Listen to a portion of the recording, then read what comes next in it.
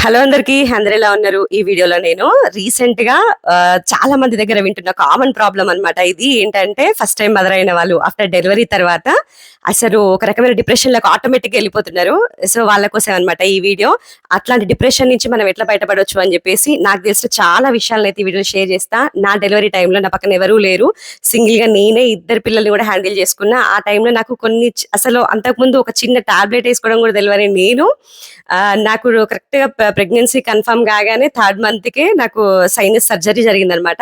So, ఆ టైంలో నేను ఎలాంటి ప్రాబ్లమ్స్ ఫేస్ చేసినా అని చెప్పేసి కంప్లీట్‌గా ఈ వీడియోలో షేర్ చేస్తా. నచ్చితే వీడియోని చివరి వరకు చూడండి. లైక్ చేయండి, షేర్ చేయండి, కామెంట్ చేయండి. అంటే వీడియో నచ్చితేనే మీకు యూజ్‌ఫుల్ ఉంటేనే వీడియోనైతే చివరి వరకు చూడడానికైతే ట్రై చేయండి. ఇంకా వీడియోలోకొచ్చేస్తే ఆ టాపిక్ ఏందంటే రీసెంట్‌గా నా బీటెక్ ఫ్రెండ్ తన మాటల్లో కూడా విన్నా అనమాట. నాకసలు ఒక రకమైన డిప్రెషన్ వస్తుంది. ఎవరు మాట్లాడకపోతేనే బావుంటదేమో అనిపిస్తుంది నాతోటి. నాకసలు ఎట్లా అంటే చెప్పలేను ఆ ఫీలింగ్స్ అన్నీ అని చెప్పేసి. ఇవన్నీ రావడానికి మెయిన్ రీజన్ ఏంటంటే, ఒకప్పుడు ఫ్యామిలీస్ ఏందంటే కంబైన్డ్ ఫ్యామిలీస్ లాగా ఉండేదన్నమాట. అంటే చాలా ఫ్యామిలీస్ ఉండేది. ఒక బేబీ పుట్టగానే మిగిలిన వాళ్ళు ఎవరో ఒకళ్ళు హ్యాండిల్ చేయడానికి ఉండేది. అట్లా ఇల్లాస్ అట్లా ఉండేదన్నమాట. వాళ్ళ సైడు చాలా మంది ఉండేది కాబట్టి అప్పుడు మనకు ప్రాబ్లమ్ అనిపించకపోయేది. ఇప్పుడున్న దాంట్లో ఏంటంటే, మన జనరేషన్‌లో ఏంటంటే, మనమే సింగిల్‌గా ఉంటున్నాం. సింగిల్‌గా హ్యాండిల్ జేసుకోవాల్సొస్తుంది గాబట్టి, దానివల్ల ఏంటంటే, మన మీద మనకొక కేర్ ఉండకుండా, ఇంకా ఒక రకంగా ఎవరి సపోర్ట్ లేకపోవడం వల్ల అలాంటి డిప్రెషన్ అనేదొస్తది. సో, అలాంటి టైంలో మనమేం చేయాలి అంటే, మనకి ఏదైతే ఇష్టం ఉంటదో మాక్సిమం ఇష్టమైన వాటి మీదికి మన మైండ్‌ని డైవర్ట్ జేయాలి. ఎంత వరకు డైవర్ట్ జేయాలి అనంటే, మనకు ఆ డిప్రెషన్ ఏ స్టేజ్‌లో ఉందో దాన్ని ఓవర్‌కమ్ చేసేంత వరకి గూడా మనము అలా ఆ థాట్‌ని మార్చాలనమాట. ఆ థాట్ ప్రాసెస్ మొత్తాన్ని మార్చాలి. అట్లా దానివల్ల కొంత బయటపడగలుగుతాం. సెకండ్ ఏంటంటే మ్యూజిక్ వినాలి. మంచి మ్యూజిక్ వినాలి. అసలు ఎట్లా అంటే ఇంక నువ్వు సరే ఈ ప్రాబ్లమ్ వస్తుంది అనగానే వెంటనే అమ్మా! అని మనకు మనం వెంటనే తెలుసుకోవాలనమాట. ఒక రకంగా ఐడియా రావాలనమాట. అట్లా అంటే ఇదెందుకు ఈ విషయాలన్నీ చెప్తునంటే సెల్ఫ్ కేర్‌లలో ఇదొక భాగం. అంటే మన మీద మనకు కేర్ లేకపోతే ఎవరు మనల్ని కేర్ జేయరు. ఇప్పుడు మీరే ఆలోచించండి. మీకు స్టమక్ పెయిన్ వస్తే టాబ్లెట్ మీరేసుకుంటే తగ్గుతది. పక్కన వాళ్ళకు నొప్పొస్తుంటే మీరేసుకుంటే తగ్గదు గదా! సో, అలాగనే మీ ప్రాబ్లమ్‌ని మన ప్రాబ్లమ్‌ని మనమే చూసుకోవాలి. నేను నా ఇద్దరి పిల్లల విషయంలో అట్లా అసలు ఒక టైంలోనైతే నేను సూసైడ్ చేసుకుంటే బావుండు. నా వల్ల కావట్లేదు ఇదంతా నేను ఫేస్ చేయలేకపోతున్నా. నా లైఫ్ ఇంతేనా? నేను ఇదేనా? ఛీ! అసలు అంటే ఛీ! ఇవన్నీ గాదు. పిల్లలు ఎవరికీ ఛీ అన్న ఫీలింగ్ రాదు. అది కడుపు అది మాతృత్వం అసలు అదొక గొప్ప వరం అనుకోవాలి. ఎందుకనంటే అసలు అది చెప్పలేమనమాట. అది ఎన్ని పూజలు చేస్తేనో, ఎన్ని వరాలు దేవుడు ఇస్తేనో అదొక పెద్ద అదృష్టం. అది లేని వాళ్ళకి తెలుస్తది దాని లోటు. బట్ మనం ఏంటంటే అప్పటి వరకు ఒకలాగుంటాం గదా! అప్పటి వరకు ఏమంటారు ఇలాంటి బాధ్యతలుండవు. ఏది ఉండదు. ఒక మనిషికి ఒక రెస్పాన్సిబిలిటీ పెరుగుతుంటది. ఆ టైంలో అంటే ఎవరి మీద పెరుగుతది? మనకంటే ఒక బాధ్యత అనేది స్టార్ట్ అవుతదనమాట. అంటే వాళ్ళకి ఈ టైంకి మనం ఫీడ్ చేయాలి. ఈ టైంకి పెట్టాలి. ఈ టైంకి ఇలా చూడాలి. ఈ టైంకి మనం ఇట్లుండాలి. అదే టైంలో మనము వాళ్ళకి పెడుతున్న టైంలో ఏమంటే మనము ఆటోమేటిక్‌గా ఓపిక అనేది పోతది కాబట్టి మనము తినము. మన మీద మనకు ఒక ఇంట్రెస్ట్ అనేది తగ్గిపోతదనమాట. అట్లాంటి టైంలోనే మనకు డిప్రెషన్ అనేది ఎక్కువైతది. నేనైతే నాకు కరెక్ట్‌గా అదే టైంలో నాకు ఎప్పుడైతే బేబీ కన్ఫర్మ్ అయిపోయిందో నాకు సర్జరీ అనమాట. సర్జరీ. సైనస్ సర్జరీ అంటే సైనస్ సర్జరీ గూడా గాదు. అది దాన్నేమంటారు పాలిపిన్స్ సంథింగ్ అయి పెరిగి ఏదో అవి అంటే అది ఒక రకమైన అది నో అంటే నాకు ప్రెగ్నెన్సీ థర్డ్ మంత్‌లో ఏంటంటే పడుకున్నప్పుడు బ్రీతింగ్ అస్సలు రావట్లే అనమాట. అది కరెక్ట్‌గా ఏ time winter season. Winter season అసలు ఇగ నాకు అస్సలు బ్రీతింగ్ రావట్లేదు. ఆ నైట్ నేను ఎట్లా అనుకోని నెక్స్ట్ డే ఎళ్తే ఖచ్చితంగా సర్జరీ చేయాలని చెప్పేసిర్రు. కంప్లీట్‌గా యాంటీబయాటిక్స్ వాడాలి. సో, నాకేంటంటే సర్జరీ నేనేమనుకున్నా అంటే అప్పుడు నేను గ్రూప్స్‌కి ప్రిపేర్ అయితున్న టైము. సో, ఇంకేం కాదులే క్యాజువల్‌గా పోయి రావచ్చులే అనుకున్నా. ఆ సర్జరీ అసలు నేను ఎక్స్‌పెక్ట్ గూడా చేయలేదన్నమాట. అది ఒక రోజు మొత్తం హాస్పిటల్‌లో ఉండాల్సొస్తదన్నది గూడా తెలీదు. దానికి గూడా మనకు మత్తు ఇంజెక్షన్ ఇస్తరు. మత్తు ఇంజెక్షన్ ఇస్తరు. ఆ ఇంజెక్షన్‌ని మనం గూడా తట్టుకోవాలి. అంటే నెక్స్ట్ డే ఈవెనింగ్‌కొచ్చింది నాకు. అంటే అంటే 8 అవర్స్ వరకైతే మాక్సిమం నేను మత్తులోనే ఉన్నానన్నమాట సర్జరీ అయిపోయిన తర్వాత.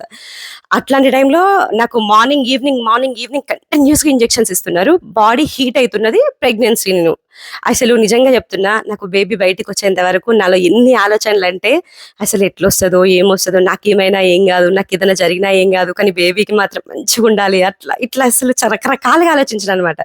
అట్లా కానీ అదృష్టం ఏందంటే నేనెవ్వరికీ ఏం అపకారం చేయలేదు గాబట్టి నాకు దేవుడు అన్ని విషయాల్లో మంచి చేసిండని అనిపిస్తది. ఆ టైంలో బేబీ ఏందంటే మంచిగా హెల్తీగా వచ్చేసింది. నాకు ఏ ప్రాబ్లమ్ లేదు. కాకపోతే నైన్త్ మంత్‌లో ఉమ్మ నీరు తగ్గడం వల్ల ఇంకొక 15 డేస్ ఉండాల్సిన బేబీ కొంచెం ఎర్లీగానే అనమాట. ఎర్లీగానే వచ్చేసిందనమాట. తర్వాత ఇంక నేను ఇక మేనేజ్ చేయడం. నాకేంటంటే మేనేజ్ చేయడంలో నాకు అప్పుడు కొద్దిగా మా అత్తయ్య చాలా వరకు సపోర్టివ్ ఉంది. అంటే అత్తయ్య సపోర్ట్ ఉంది. కాకపోతే ఏందంటే అత్త వాళ్ళకి అప్పుడు ఊర్లో పొలాలకు అటు వాళ్ళకి వర్క్ ఉంటది గదా! నా దగ్గర ఎప్పుడు కంటిన్యూయస్‌గా ఉండలేరు గదా! సో బానే చేసుకోగలిగినా. కాపోతే ఇగ 1 మంత్ తర్వాత నేనే మంచిగా స్నానం పోయించుకోవడం అంతా నాకు అట్లా అట్లా ఏమనిపించలేదు గానీ, ఇగ తర్వాత తర్వాత ఏమైందంటే మళ్ళీ సడెన్‌గా నాకు ఇగ బేబీకి ఎప్పుడైతే 1 ఇయర్ అయిందో అప్పటికి నేను మళ్ళీ కన్సీవ్ అయ్యాననమాట. 1 ఇయర్ మీద 3 మంత్స్ అంతే. 14, 15 మంత్స్‌లో మళ్ళీ నేను కన్సీవ్ అయ్యానని జెప్పేసి 2 మంత్స్ ప్రెగ్నెన్సీ. అప్పుడు నాకు అసలు స్టార్ట్ అయిందనమాట. ఒక పక్క ఈ బేబీని ఎట్లా హ్యాండిల్ చేయాలి? ఇట్లా ఎట్లా హ్యాండిల్ చేయాలి అని జెప్పేసి ఒక రకమైన అప్పుడు కొంచెం ఒక రకమైన ఉన్న ఆ స్ట్రెస్‌లు వేరే ఉండే అనమాట. అప్పుడు అమ్మ వాళ్ళ అటు సైడ్, ఇటు సైడ్ కొన్ని కొన్ని చిన్న చిన్న స్ట్రెస్‌లయితే ఉండే. కాకపోతే తర్వాత ఇగ నేను ఎప్పుడైతే మా బాబు పుట్టిండో అప్పుడు కంప్లీట్ డిప్రెషన్, హెల్త్ ప్రాబ్లమ్. నైట్‌కి నైట్ నేను ఇంకా నాకు విటమిన్ డి కంప్లీట్‌గా తగ్గిపోయింది. చనిపోతా అన్న ఫీలింగ్‌లోనే ఉన్నా. బతికి బయటపడతా అన్న ఆలోచన నాకసలు ఏ మూలన గూడా లేదనమాట. అట్లాంటి టైంలో నిజంగా చెప్తున్నా దేవుడు ఉంటాడేమో నాకివన్నీ చూడాలని ఉందేమో అనిపిస్తది. కాకపోతే ఏదైనా సరే మన మంచికే అనుకోవాలి. ఆ టైంలో నేనైతే చాలా మందికి ఫోను చేసి నేను బతకను, నేను చనిపోతా అని చెప్పిన రోజులు గూడా ఉన్నాయన్నమాట. నేను జేసిందేందంటే, నా దగ్గర ఉన్న అదృష్టం ఏందంటే, నేను బయట పడడానికి ఏం చేయాలి అని జెప్పేసి మోటివేషనల్ వీడియోస్ చూషిన. అదే నన్నిప్పటి వరకు బతికిస్తుంది, బతికించింది. నిజంగా అసలు నేను బతుకుతా అనుకోలే. నా పిల్లల్ని నేను జూస్తా అని గూడా అనుకోలేదనమాట. ఇద్దరు పిల్లల్ని నేను హ్యాండిల్ జేయడం, ఇంకా ఇగ అసలు రోజు రోజుకి నాకొక రకమైన డిప్రెషనొస్తుంది. మా వారేంటంటే బిజినెస్ గాబట్టి ఎక్కువ నాతో ఉండకపోయేదనమాట. తమ్ముడు వాళ్ళే ఎక్కువుండేది. తర్వాతకి ఇగ మధ్యలో తమ్ముడు చనిపోవడం, థర్డ్ మంత్‌కే నాకు తమ్ముడు చనిపోవడం అన్నీ జరిగేసరికి అసలు నేను తట్టుకోలేకపోయినా అసలు. నేను మెంటల్‌గా ఎట్లంటే ఎంత ఏమంటారు ఎన్ని మోటివేషనల్ వీడియోస్ కూడా అది లైఫ్‌ని అంటే ప్రాబ్లమ్స్ ఫేస్ చేస్తున్నప్పుడు దేన్ని గూడా మనం చేయలేమనమాట. సో, ఇక నేను చిన్నగా ఎప్పుడంటే పని మీదకి డైవర్ట్ అయినా. అప్పుడు నా డిప్రెషన్ తగ్గింది. పని మీదకి డైవర్ట్ అయినా కాబట్టి నా డిప్రెషన్ తగ్గింది. చదవడం కొద్ది రోజులు పెట్టుకున్నా. ఖచ్చితంగా నేను ఇది చదివితే నా జాబొస్తది. అప్పుడు గ్రూప్ 2 ఎగ్జామ్ పడుతుంది. గ్రూప్ 2 నోటిఫికేషన్ పడుతుందనమాట. ఖచ్చితంగా నేను చదివితే నాకు జాబొస్తది. సో, నేను ఖచ్చితంగా చదవాలి అని చెప్పేసి ఇయన్నీ వద్దు. ఈ ఆలోచనలన్నీ బంద్ జేసుకోవాలి. నాకు ఈ ఆలోచనలన్నీ వద్దు అని జెప్పేసి అప్పుడు కంప్లీట్‌గా ఇద్దరు పిల్లల్ని ఎర్లీగా ఎట్లా నాకెంత పాసిబుల్ అయితే అంత పాసిబుల్ చేసుకొని పనంతా కంప్లీట్ చేసుకోవడం. హ్యాపీగా ఉండడానికి ట్రై చేయడం. మ్యూజిక్ వినడం. అట్లా అసలు ఇగ ఓకే. ఎగ్జామ్స్ వస్తున్నాయి చదువుకుందాం. కాకపోతే ఎంత జరిగినా చెప్పేది వేరు, ఆ ప్రాబ్లమ్‌ని ఫేస్ చేసేది వేరు. అందరికి ఇలాంటి ప్రాబ్లమ్స్ ఉంటాయని చెప్పను. కాకపోతే ఉన్నప్పుడు మాత్రం ఇంతసేపటికి గూడా అతిగా ఆలోచించకండి. ఏదన్నా అతిగా డిప్రెషన్ వచ్చింది అనంటే వెంటనే ఒక పని వెతుక్కోండి. బట్టలు ఫోల్డ్ చేయడమో, లేకపోతే ఏదన్నా తెలవని పని అది మంచిగున్న పనైనా సరే మళ్ళీ స్టార్ట్ జేయండి. అట్లా జేయడమో, ఏదన్నా ఒక పని జేయండి. క్రియేటివ్‌గా ఆలోచించండి. యూట్యూబ్‌లోకొచ్చి ఇంకేదైనా చూడండి. అట్లా నేర్చుకోండి. కానీ అదే థాట్‌లో ఉండి అదేలాగా నేను పిల్లల మీద అరవడం గూడా చాలా జేషిన. అరిచి ఎట్లా అంటే గట్టిగా అంటే వాళ్ళు పాపం చిన్న పిల్లలు వాళ్ళకేం తెలవదు. అయినా గాని నేను అరిచేది. ఎందుకంటే నా కోపాన్ని తగ్గించుకోవడానికి నేను అరిచేది. కాకపోతే తర్వాత రియలైజ్ అయిందేంటంటే దాని వల్ల గూడా నా బ్రెయిన్ అసలు ఒక రకంగా ఇగ చెప్పలేమనమాట. అట్లా అయిపోయింది. కాబట్టి ఇవన్నీ జరుగుతున్నాయి అనంటే దీనికన్నిటికి కారణం ఏందంటే మన బాడీలో ఆటోమేటిక్‌గా కొన్ని చేంజెస్ ఒస్తాయి గాబట్టి అలాంటి చేంజెస్‌ని మనం యాక్సెప్ట్ చేయాలి. మనము ఒక బేబీకి బర్తిస్తున్నాము అంటే మన మొయ్యడం వేరు. కానీ మన కడుపులోనే ఒక బేబీ తయారైతుంది అనంటే అసలది ఇగ దానికి మనం ఎంత ప్రిపేర్‌గా ఉండాలి. కాబట్టి డిప్రెషన్ ఆలోచనలేమన్నా ఉంటే పని మీద కాన్సంట్రేషన్ పెట్టండి. మంచి మ్యూజిక్ వినండి. ఔటింగ్‌కెళ్ళండి. చిన్న ఔటింగ్‌కి గూడా వెళ్ళండి. లాంగ్ డ్రైవ్‌లు పోవాల్సిన అవసరం లేదు. చిన్నగా కొంచెం ఒక 10 అడుగులు ఒక దూరం లేకపోతే ఒక టెంపుల్ మైండ్ అనేది రిఫ్రెష్ అవుతది. అసలు అట్లాంటి కొన్ని కొన్ని పాటించండి మీకే తెలుస్తది. ఇలాంటి డిప్రెషన్‌కి ఇంకా ఏమన్నా తెలుసుకోవాలి అనుకుంటే నాకు కింద కామెంట్ సెక్షన్‌లో చెప్పండి. నాకు తెలిసినంత వరకు చాలా విషయాలనైతే నేను వీడియోలో షేర్ చేస్తాను. నచ్చితే వీడియోని చివరి వరకు చూసినందుకు థాంక్ యూ సో మచ్. ఇంకా ఎలాంటి డౌట్స్ ఏమైనా ఉంటే మాత్రం నాకు కింద కామెంట్ సెక్షన్‌లో చెప్పండి. నేను చేస్తాను. ఇది మన సెకండ్ ఛానల్. ఈ సెకండ్ ఛానల్‌లో ఏంటంటే ఇలానే నా లైఫ్ టైమ్ ఎక్స్‌పీరియన్స్‌ని చాలా మందికి మోటివేటెడ్‌గా ఉండాలని చెప్పేసి నేను ఈ వీడియోలో అయితే షేర్ చేద్దాం అనుకుంటున్నాను. నా బీటెక్ ఫ్రెండ్ ఈ మధ్య రీసెంట్‌గా ఇద్దరం అసలు జిగనీస్ అనమాట.